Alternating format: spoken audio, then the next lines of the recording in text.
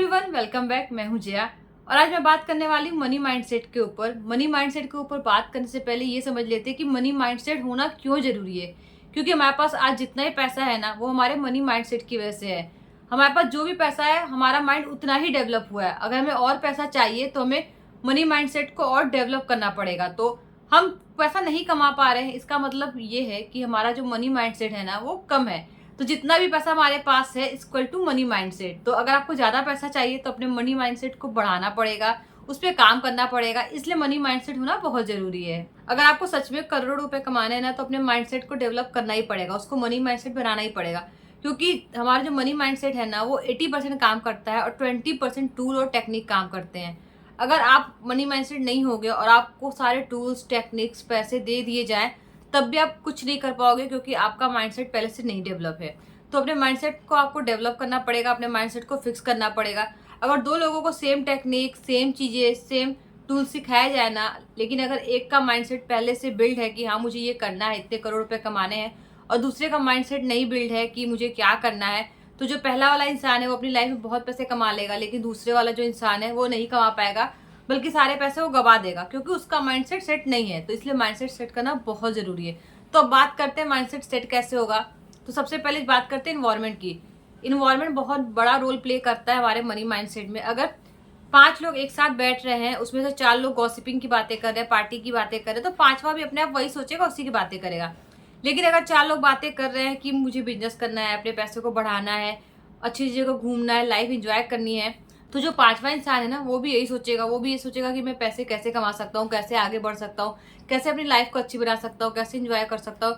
तो इन्वायरमेंट बहुत जरूरी है। तो आपको अपना इन्वायरमेंट चेंज करना है। अगर आप इस इन्वायरमेंट नहीं हो तो आप ऐसे इन्वायरमेंट ढूंढ सकते हो। नहीं तो ऑनलाइन बहुत सारे कम्युनिटी है, आप कोई कम्युनिटी ज्वाइन कर सकते हो जहाँ लोग ऐसी बातें करते हैं कि कैसे आगे बढ़ा जाए, कौन से टूल्स टेक्निक सीखने चाहिए। ये सब आपके इन्वायरमेंट में होना चाहिए। जब तक ये सब आपके इन्वायरमेंट में नहीं होगा ना, आप आगे नहीं बढ़ पाओगे। दूसरा जो सबसे बड़ा रोल प्ले करता है वो हमारे थॉट्स। हमें बचपन से कैसे थॉट्स मिले हुए हैं कि पैसा पेड़ पे नहीं उगता है, पैसा बहुत मुश्किल से कमाया जाता है, पैसे को मुश्किल समय के लिए बचा के रखो। तो इस तरीके की पेरेंटिंग हमें मिली हुई है। तो हमें इस थिंकिंग को चेंज करना है।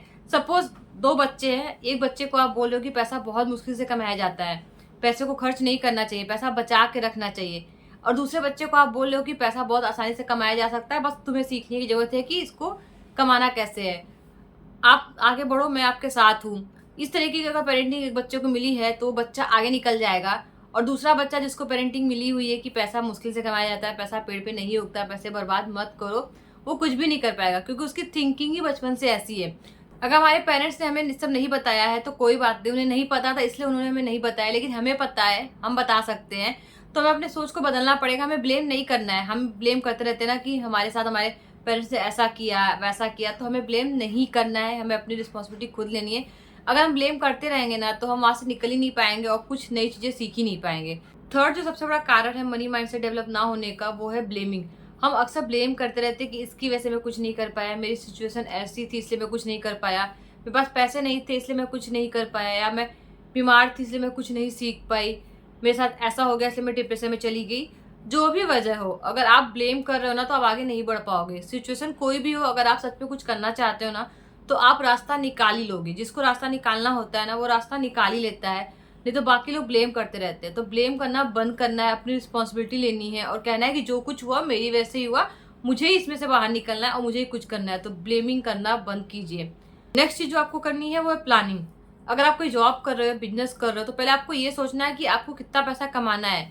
फिर आपको सोचना है कि क्या आप जो कर रहे हो आप उससे इतना पैसा कमा सकते हो, तो ठीक है। अगर नहीं कर रहे तो आपको कोई दूसरा रास्ता देखना पड़ेगा। उसके बाद आपको ये प्लान करना है कि कितना पैसा आपको इन्वेस्ट करना है, कितना सेविंग में रखना है, कितना घूमने के लिए खर्च करना है, कितना जरूरी चीजों पे खर्च करना है और कितना अपने स्किल्स पे खर्च करना है। तो आपको पैसे को डिवाइड करना पड़ेगा कि कितना पैसा कहाँ खर्च करना है, क्योंकि बिना प्लानिंग के कुछ नहीं होगा। और आपको ये फाइंड करना ही पड़ेगा कि मैं और पैसा कैसे कमा सकता हूँ। सबसे पहले आप एक अमाउंट डिसाइड कर लीजिए कि आपको कितना पैसा चाहिए, क्योंकि जब तक आप अमाउंट डिसाइड नहीं करोगे ना, आप वहां तक कभी पहुंच ही नहीं पाओगे। आप सिर्फ सोचते रह जाओगे कि हाँ मुझे पैसा चाहिए, लेकिन वहां तक नहीं पहुंच पाओगे। तो पहले एक अमाउंट डिसाइड कर लीजिए कि आपको कितना चाहिए, तभी आप उसके लिए कुछ काम करोगे, तभी उसके लिए आप एक्शन लोगे, तभी आप उसके लिए प्लान करोगे।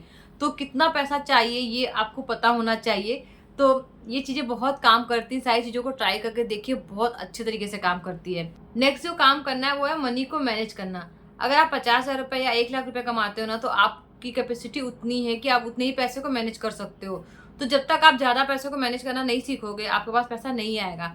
तो आप अपनी थिंकिंग में ज़्यादा पैसे को मैनेज कर सकते हो। आप सपोज़ कर सकते हो कि आपके पास 3 लाख रुपए महीना या 4 लाख रुपए महीना आ रहा है और आप उसको मैनेज कर रहे हो। जब तक आप उसको मैनेज करना नहीं सीखोगे ना, वो पैसा नहीं आएगा आपके पास, और अगर आ भी जाएगा ना, तो आप उसको खो दोगे, क्योंकि आपको मैनेज करना नहीं आता। तो आप अपनी सोच को बड़ी रखो, सोच में उस पैसे को मैनेज करना सीखो कि हाँ, मैं महीना इतना कमा रहा हूँ, इसको मैं यहाँ-यहाँ पे इन्वेस्ट कर रहा हूँ, यहाँ-यहाँ पे खर्च कर रहा हूँ, इतना अपने सेविंग अकाउंट में रख रहा हूँ। तो उस पैसे को मैनेज करना सीखो, क्योंकि जितनी आपकी मैनेजिंग कैपेसिटी होगी, उतना ही पैसा आपके पास आएगा। अगर आपकी मैनेजिंग कैपेसिटी नहीं होगी, तो आपके पास पैसा आएगा ही नहीं। ये बिल्कुल वैसे ही है जैसे पेरेंट्स अपने बच्चे को तब तक वो चीज़ें नहीं देते जब तक हमें नहीं लगता कि वो मैनेज कर लेगा। तो जिस दिन आपको मैनेज करना आ जाएगा ना, आपके पास अपॉर्चुनिटी खुद आने लगेगी। आपको सिर्फ एक्शन लेना है, अपॉर्चुनिटीज़ अपने आप आएँगी।